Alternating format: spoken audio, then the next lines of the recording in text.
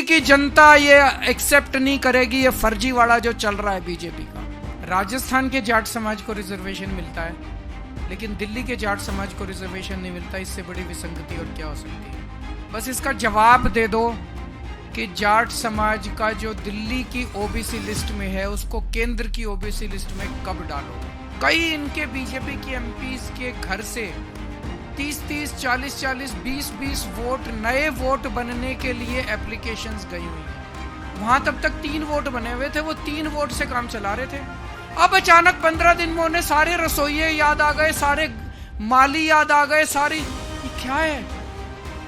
Election commission भी मिला हुआ है, बीजेपी भी मिली हुई है, सांसदों के घरों से 30-30, 40-40 वोट अगर 10 दिन 15 दिन पहले बनने चालू हो जाएंगे और डीएम, लोकल डीएम जो है पत्रकारों को उसकी जस्टिफिकेशन देगा, तो चुनाव की प्रक्रिया में सैंक्टिटी कहां है? फिर चुनाव करा क्यों रहे हो? डिक्लेयर कर दो इनको, बीजेपी वालों को, कि बीजेपी जीत गई, बस अब इस देश के अंदर तानाशाही होगी। धन्यवाद देने के लिए कि जो मैंने प्रधानमंत्री जी को चिट्ठी लिखी है, उनको याद दिलाते हुए कि 2015 में प्रधानमंत्री जी ने जाट समाज को आश्वासन दिया था कि दिल्ली की लिस्ट में जाट समाज ओबीसी की कैटेगरी में आता है, केंद्र की लिस्ट में नहीं आता है, तो उनको केंद्र की लिस्ट में भी डाला जाएगा।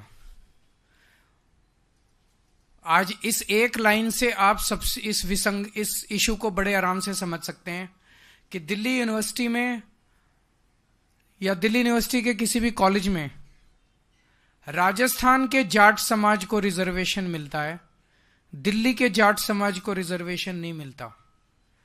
इससे बड़ी विसंगति और क्या हो सकता है? इससे बड़ा अन्याय और क्या हो सकता है? एम्स में, सफदरजंग में, एनडीएमसी में, डीडीए में, केंद्र सरकार के दिल्ली में स्थित सभी संस्थानों में राजस्थान के जाट समाज को रिजर्वेशन मिलता है, लेकिन दिल्ली के जाट समाज को रिजर्वेशन नहीं मिलता। इससे बड़ी विसंगति और क्या हो सकती है?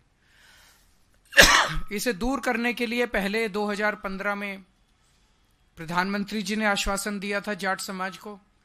उसके बाद 2017 में, 2019 में और 2022 में केंद्रीय गृह मंत्री अमित शाह जी ने आश्वासन दिया था। लेकिन ये बड़ी पीड़ा की बात है कि देश के सबसे टॉप के लीडर और नंबर 2 के लीडर दोनों ने आश्वासन दिया, लेकिन दोनों ने अपना आश्वासन पूरा नहीं किया। भारतीय जनता पार्टी वाले मेरे को खूब गालियां देते रहते हैं। मेरे उनसे निवेदन है कि गालियां को तो देते रहो, मुझे कोई दिक्कत नहीं, आप खूब गालियां दो, बस इसका जवाब दे दो कि जाट समाज का जो दिल्ली की ओबीसी लिस्ट में है, उसको केंद्र की ओबीसी लिस्ट में कब डालोगे? प्रधानमंत्री जी इस चुनाव के दौरान समय समय पे दिल्ली आएंगे, दिल्ली आके वो भाषण देंगे। इस बात का जवाब दे दें कि जो उन्होंने 2015 में आश्वासन दिया था और जो उनके गृह मंत्री ने 2017, 2019 और 2022 में आश्वासन दिया था, वो जाट समाज को, दिल्ली के जाट समाज को केंद्र की ओबीसी लिस्ट में कब डालेंगे, ये बता दें। दूसरा, आज हम इलेक्शन कमीशन जा रहे हैं। हम लोग 3 बजे इलेक्शन कमीशन जाएंगे। मैं जाऊंगा, अतिशी जी जाएंगी, भगवंत मान जी जाएंगे, संजय सिंह जी जाएंगे और राघव चड्ढा जी जाएंगे। 2 मुद्दे हैं।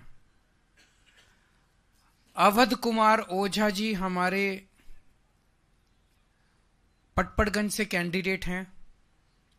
उनका वोट ग्रेटर नोएडा में बना हुआ था। उन्होंने दिल्ली में वोट बनवाने के लिए 26 दिसंबर को फॉर्म 6 भर दिया, आवेदन दे दिया। उन्हें वहां से कोई जवाब नहीं आया। किसी ने उन्होंने कहा कि चूंकि आपका ग्रेटर नोएडा में वोट बना हुआ है तो आपको फॉर्म 6 नहीं फॉर्म 8 भरना पड़ेगा ट्रांसफर के लिए। तो उन्होंने 7 जनवरी को फॉर्म 8 भर दिया। कानून के मुताबिक 7 जनवरी लास्ट डेट थी फॉर्म 8 भरने की। इलेक्शन कमीशन के मैनुअल ये कहते हैं कि आखिरी डेट ऑफ नॉमिनेशन से 10 दिन पहले तक फॉर्म 6, फॉर्म 8, फॉर्म 7 भरे जा सकते हैं। 17 जनवरी लास्ट डेट है, तो 10 दिन पहले मतलब 7 जनवरी लास्ट डेट थी। उन्होंने लास्ट डेट को फॉर्म 8 अपना भर दिया कि मेरा ग्रेटर नोएडा से दिल्ली वोट शिफ्ट करवा दिया जाए। दिल्ली के चुनाव आयोग सीईओ इलेक्टोरल ऑफिसर जो है दिल्ली की, उन्होंने एक ऑर्डर निकाला जिसमें उन्होंने लिखा कि 7 जनवरी लास्ट डेट है। मिस्टीरियसली एक दिन बाद दोबारा ऑर्डर निकाला और उसमें कह दिया 6 जनवरी लास्ट डेट है। यह दूसरा ऑर्डर क्यों निकाला गया? यह कानून के खिलाफ है, इलेक्शन कमीशन की गाइडलाइंस के खिलाफ है, इलेक्शन कमीशन के मैनुअल के खिलाफ है। मैनुअल ये कहता है, गाइडलाइंस ये कहती है कि लास्ट डेट ऑफ नॉमिनेशन के 10 दिन पहले तक एक्सेप्ट किया जाएगा। 10 दिन पहले होते हैं 7 जनवरी। 7 जनवरी लास्ट डेट होनी चाहिए थी।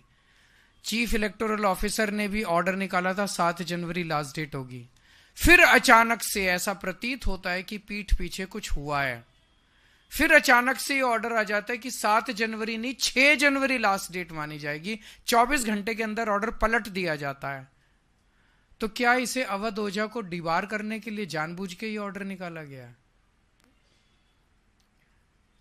इसके बावजूद भी इलेक्शन कमीशन का मैनुअल है, वो ये कहता है कि अगर कोई एप्लीकेशन फॉर्म 8 की ट्रांसफर ऑफ वोट की लास्ट डेट के बाद भी आती है तो इलेक्शन कमीशन उसको गौर कर सकता है और स्पेशल सर्कमस्टांसेस में। हमारा तो एक कैंडिडेट के कैंडिडेचर का सवाल है, वो कैंडिडेट पटपड़गंज से चुनाव लड़ पाएगा कि नहीं लड़ पाए, इसी पे, और कोई गड़बड़ नहीं है। ग्रेटर नोएडा से इधर शिफ्ट होना है। तो आज हम चीफ इलेक्शन कमीशन से मिलेंगे और उनसे ये निवेदन करेंगे कि अवध ओझा का ट्रांसफर करवाया जाए ताकि वो अपना चुनाव नॉमिनेशन पेपर्स फाइल कर सके। और दोबारा दूसरी मुद्दा है जो अभी 2-3 दिन पहले संजय सिंह जी ने उठाया था कि नई दिल्ली विधानसभा के अंदर भारतीय जनता पार्टी के कई सारे, परवेश Verma ji, Kamal Sandesh ji, CP Joshi ji, Kamlesh Paswan ji, Pankaj Chaudhary ji, Jayprakash ji, Revati Tripura ji, BJP MLA MP from Purulia Singh Mahato, Jyotirmoy Singh Mahato ji, sir कई इनके बीजेपी की एमपीज के घर से 30-30, 40-40, 20-20 वोट, नए वोट बनने के लिए एप्लीकेशंस गई हुई हैं। ये बड़ा मिस्टीरियस है। मुझे एक पत्रकार ने बताया कि उन्होंने लोकल डीएम से पूछा, local DM district electoral officer होता है, उस लोकल डीएम से पूछा कि आप इसका क्या कर रहे हैं। तो मेरे को उस पत्रकार ने बताया कि लोकल डीएम का जवाब था कि भाई साहब एमपीज के घर में माली भी होते हैं, नौकर भी होते हैं, फलाना भी, तो इसका मतलब डीएम मन बना चुका है कि इस खेल में डीएम भी शामिल है। ये लोग अपने इन घरों में, परवेश वर्मा जी इस घर में 10 साल 11 साल से रह रहे हैं, 11 साल से रह रहे हैं। 8 महीने पहले तो 11 साल से वो बिना माली के, बिना नौकर के, बिना रसोइये के, बिना उसके काम चला रहे थे। वहां तब तक 3 वोट बने हुए थे, वो 3 वोट से काम चला रहे थे। अब अचानक 15 दिन में उन्हें सारे रसोइये याद आ गए, सारे माली याद आ गए, सारी, ये क्या है? इलेक्शन कमीशन भी मिला हुआ है, बीजेपी भी मिली हुई है, सांसदों के घरों से 30-30, 40-40 वोट अगर 10 दिन 15 दिन पहले बनने चालू हो जाएंगे और डीएम, लोकल डीएम जो है पत्रकारों को उसकी जस्टिफिकेशन देगा, तो चुनाव की प्रक्रिया में सैंक्टिटी कहां बच गई? फिर चुनाव करा क्यों रहे हो? डिक्लेयर कर दो इनको, बीजेपी वालों को, कि बीजेपी जीत गई, बस अब इस देश के अंदर तानाशाही होगी। ये होने नहीं देंगे हम किसी हालत में। तुम हरियाणा, महाराष्ट्र जैसे मर्जी जीते होगे, दिल्ली की जनता ये एक्सेप्ट नहीं करेगी। ये फर्जीवाड़ा जो चल रहा है बीजेपी का, ये बीजेपी का जो धांधली चल रही है, इसका वोट कटवा दिया, उसका वोट जुड़वा दिया, ये दिल्ली के लोग नहीं होने देंगे, किसी हालत में नहीं हो देंगे। इन दोनों मुद्दों के ऊपर आज हम 3 बजे इलेक्शन कमीशन जाएंगे सब लोग। हमें समय नहीं मिल पाया क्योंकि कल रात को ही हमने रिक्वेस्ट भेजी है।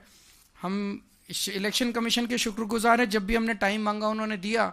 तो आज हम 3 बजे जाके वहाँ वेटिंग एरिया में बैठ जाएंगे, जैसे ही उनको समय होगा वो हमें बुला लेंगे अंदर। और चूंकि मामला बहुत अर्जेंट है, अगर तुरंत अवध ओझा का ट्रांसफर नहीं हुआ तो वो नॉमिनेशन पेपर नहीं भर पाएगा। और अगर तुरंत इसके कार्रवाई नहीं हो और डीएम लोकल डीएम मिला हुआ है इनके साथ, डीएम ने अगर ये सारे ऐड कर दिए वोट तो फिर उनको रिजेक्ट कराना मुश्किल हो जाएगा, क्योंकि अब लास्ट डेट खत्म हो चुकी है। तो इन दोनों मुद्दों के ऊपर आज हम उनसे मिलने के लिए जाएंगे। बहुत बहुत शुक्रिया।